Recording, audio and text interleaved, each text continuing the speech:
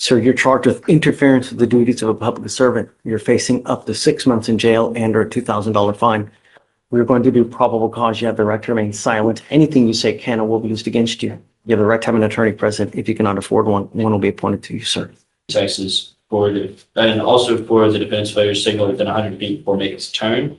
The officer told the defendant to lower his windows for safety. The defendant slightly lowered the rear window. The officer was still unable to see inside the vehicle.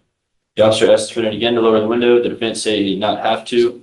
The officer observed the defendant acting nervously by breathing heavily and staring at the floorboard of the motor vehicle. The officer told the defendant to step out of the vehicle for safety. The defendant refused. The officer opened the driver's door and told the defendant to step out of the vehicle. The defendant declined again. The officer grabbed the defendant's wrist and attempted to pull the defendant out of the vehicle. The defendant resisted by clenching his fist and pulling his arm away towards his body. The only bond condition I'm placing on you now, sir, is that you're not allowed to drive unless you have a valid license, a Texas driver's license, and liability insurance in your name. I'm just asking you to follow the law. If you do not have one or the other, then you're not allowed to drive.